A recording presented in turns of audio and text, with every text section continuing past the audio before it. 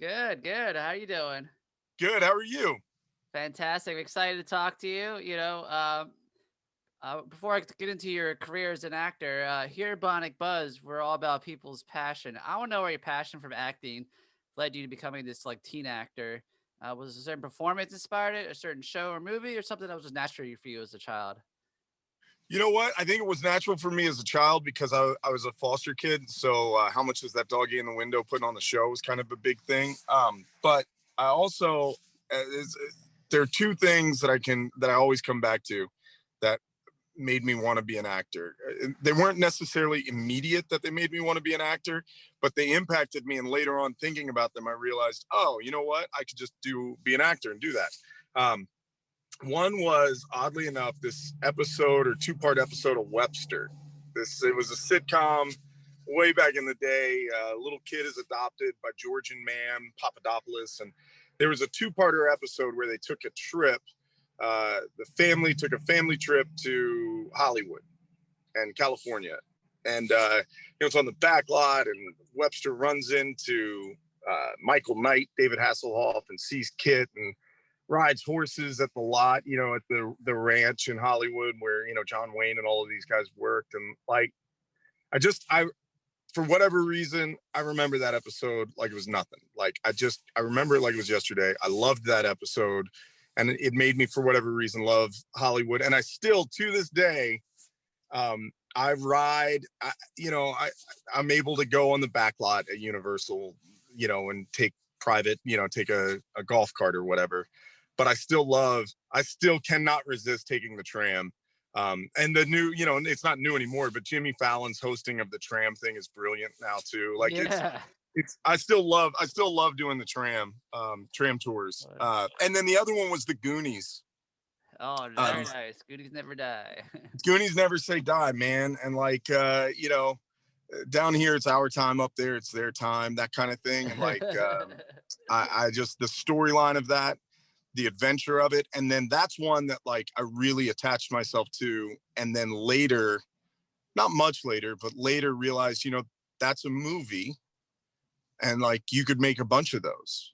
Not me, you know what I mean? Like if you got into that, that could be something you do. Like you could do that. And so I pursued it, I guess. I guess that's all there is. It is my passion though. I mean, I would 100% you know, be joking around, doing the talent show at my son's school or something. You know what I mean? Like I would be performing one way or the other. It just so happens that I'm fortunate enough to get paid to do it. That's so cool. Well, I want to talk about your journey because I mean, you started out amazing career. You were on Spin City, then obviously Dawson's Creek, and then you took a break, I guess, to take care of your sixth child, I guess, for a while, right? Yeah. Everything was going really well. A bunch of big movies, blockbuster movies, and great, a trajectory that was working, that was building, rungs up a ladder. Um, like Minority Report. My role as an actor isn't that large. It's really more of a stunt performer kind of thing. But I mean, it's still, I've worked 9 weeks with Steven Spielberg directing, starring Tom Cruise. You know what I mean? Like it's so, and then that moved on to other things, where for Big Mama's House too, working with, Zach Levi and Martin Lawrence and things like that. And, so it was rungs up a ladder. Not which I did stunts in that as well. I did my own stunts in that. And so, it was headed the right direction, but it's all about priorities in life. And my passion now, it's actually tattooed on my arm. It says family above all. And that just has to come first. And Oh, so I took a nice. break to focus on that. And then after I lost him, I lost myself right there too. And I was Aw. just a lost human being, you know what I mean? And it took Yeah. a long time. And my wife, Lee, and, our son, Luca, who's now 8, my other son, that, I mean, I'll never forget Lucas seeing me on TV. It was like Guys Grocery Games. I couldn't remember what it was.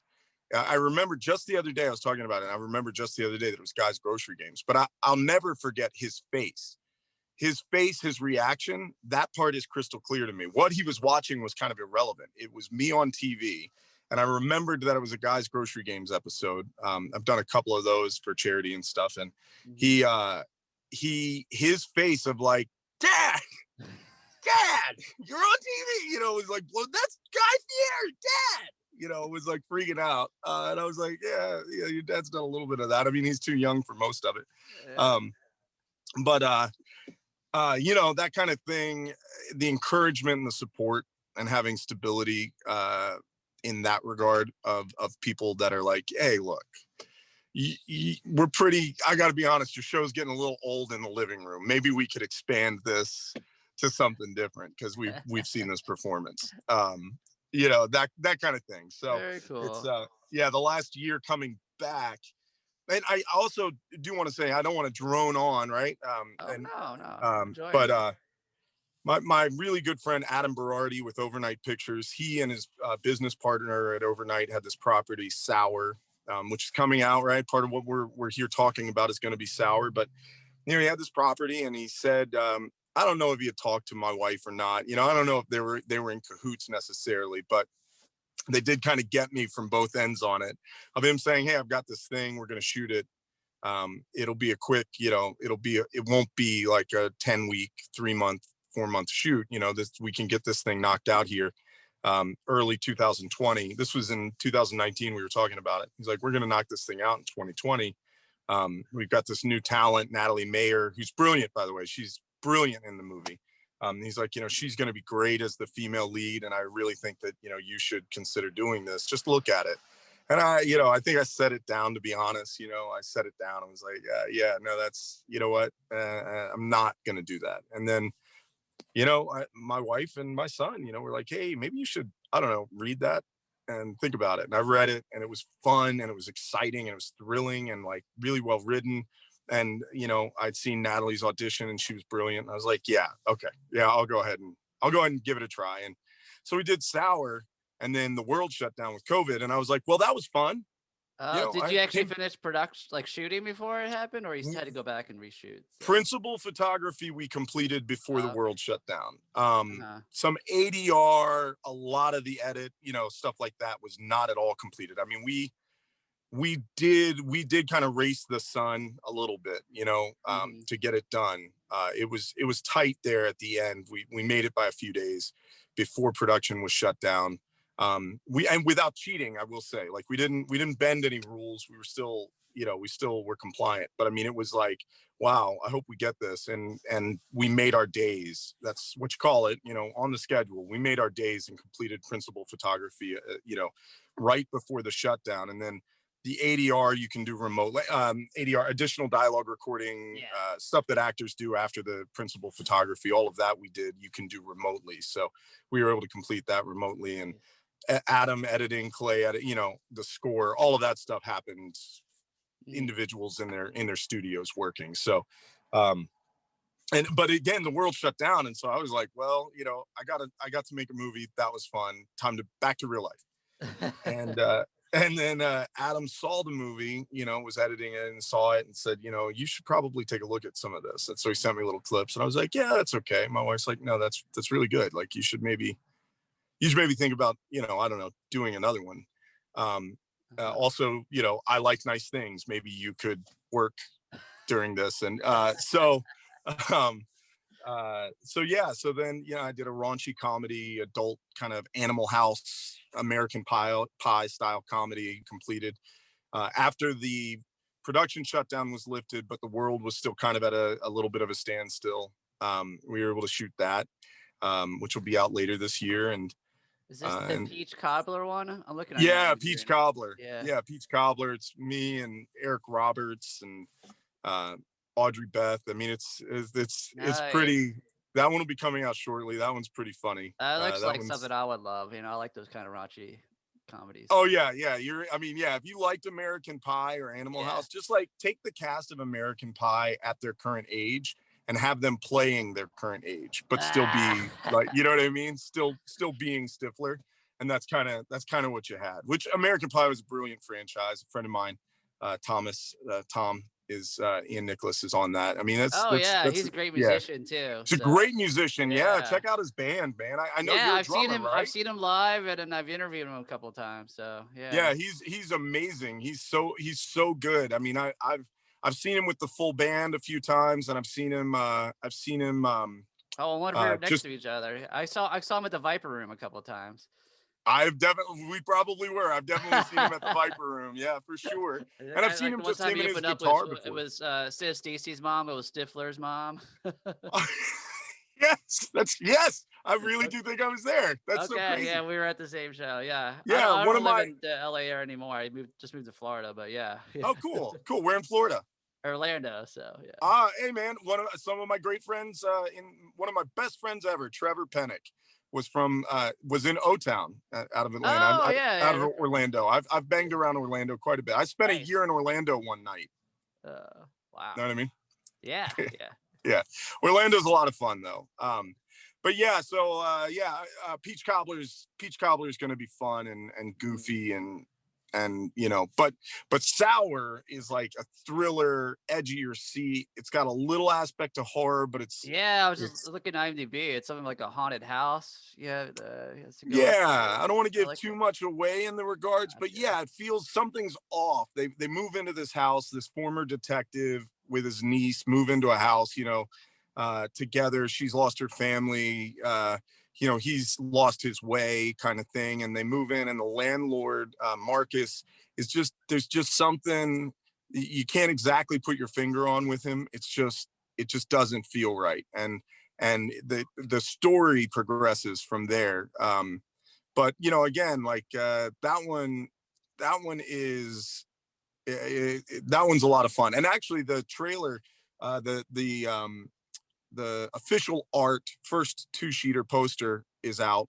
1-sheeter poster is out, Yeah, and the got it on. trailer is now officially out on Oh, greenappleentertainment.com. You can see it there, which is good news. That means they're finishing up the VOD, the negotiations. Since things aren't going to theaters anymore, the world yeah. kind of had to pivot, right? And we're Hmm. very, very happy to be with Green Apple, or at least I am. And I'm fairly certain from everything I've heard, by all accounts, from Clay Moffat, our director, and everything, we're very happy with what they're doing with it. And they're negotiating what platforms and when we release, but it'll be, March, early March at the latest. So excited about that one. Very cool. I do want to ask about one old movie you've been in, because I'm a huge Civil War history buff, and you were in Sure. Gods and Generals. Like, I I remember seeing was. that movie in the theaters. It was me and my friend, the only person in the theater, because that movie was Did you 4 stay hours through long. did you come back after intermission? Oh yeah, yeah, yeah. Yeah, I saw yeah, yeah. Gettysburg in the theater at the Yeah, time. So Maxwell. Yeah, Ron Maxwell. Yeah, yeah. We yeah, were a prequel. Gods and Generals was a prequel to Gettysburg. great movie. We filmed it all over. Yeah, Ron Maxwell's a genius director. Mhm. That was probably one of the coolest. At the time, it was hands down the coolest thing I ever got to be a part of. Bruce Boxleitner was from Scarecrow and Mrs. King. I'm an '80s Yeah, TV geek, yeah. and I was Don't like, forget oh, Tron. You know. Tron too. Yeah, for sure. Yeah, Yeah, 100. But it was like Bruce Boxleitner. I'm like, oh my gosh, and yeah. Bobby Duvall. Actually, I ride horses quite a bit, and I think one of the most fun things for me to think about every once in a while is because I'm a bigger guy, so riding a horse, and I ride. I love riding. Mhm. Um, and people see my size and generally are like, yeah, probably not. You're probably okay, maybe, but not. I'm a very proficient rider, equestrian, and I ride Western, and I had to do a stunt on a horse, a couple of them with that movie, and so I was grooming and riding the horse every day. The horse's name was Topper, and Uh, one time I had him tearing through the trees and all of that, and he started to crab out. He started to lose his footing, his rear footing, and thankfully I am big enough that I was able to kind of side him over and lean almost all the way off of him to pull him back on top and pop back up. And then I got off and I checked him and all of this, and I didn't know anybody was looking, but Bobby Duvall is a huge horseman, like yeah. loves horses, and he saw it and he called me over, and I was like, oh man, I didn't know what was going to happen. I didn't realize. I knew that he knew horses. I didn't know that he knew what he was talking about, and he does. He's brilliant. And he said, hey man, you're a horseman, son. I was like, thank you, Mr. Duvall. And he goes, oh, you're a horseman. Call me Bobby. And I was like, you know, I will every chance I get. And in front of Oh, that's quite an everyone, honor. yeah, everyone I can find, I'm going to call you Bobby because you told me to. So, yeah, that movie was a lot of fun. Stephen Lang actually is Yeah. in that. Yeah. I got to cover the what movie was Battle Angel, and he was there. He wasn't in the movie. Sure. I was tempted to bring up that because you're on the red carpet, you only get like a certain amount of time to talk to them. But I was like, man, if I had more time, I would ask them about, I mean, he's got some really huge films under his belt. Yeah. And I will tell you what I said to him at one point during one of our exchanges. And again, a movie like that, a period piece like that, all of that, you don't really have there's always a lot of hurry up and wait, but it's, there's just so many moving parts in a movie like that. So many moving parts with, especially with like reenactors and the atmosphere talent that are there and stuff. It's just a lot going on. So you just sort of sit quietly by yourself and wait to be called up generally. So I didn't really get into deep detail with him about anything, but I did tell him at one point he did, and I don't even know which book it was. He did like a book on tape. I felt so stupid, except I had to tell him, like, all of his movies and everything, he's great. He's a fantastic actor. But I had to tell him, Steve, man, I got to tell you, you did this book on tape. I've done a few. I was like, all right, well, I've only heard one. And I loved it, man. I think it was one of the John Grisham ones or something. And I loved it.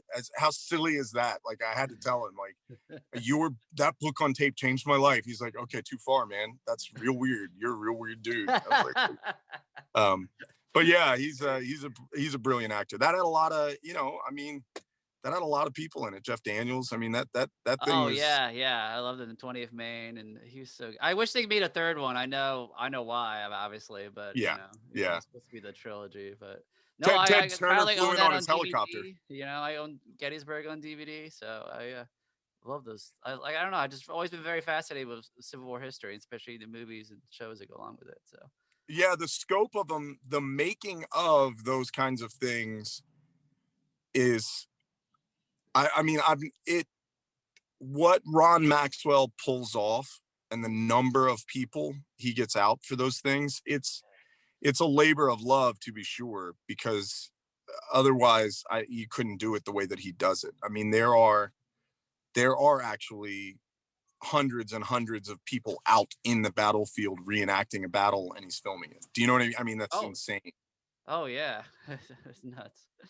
So yeah, that was really cool to be a part of, and I was really, really fortunate to be a part of that. And especially then at that time, that sort of, because I was on soap operas and I'd done commercials and been a model and things like that. That was sort of people going, oh, wait, this guy might actually be able to act. And, it showed that I could do stunts and things like that too. So it was that was a cool opportunity for me.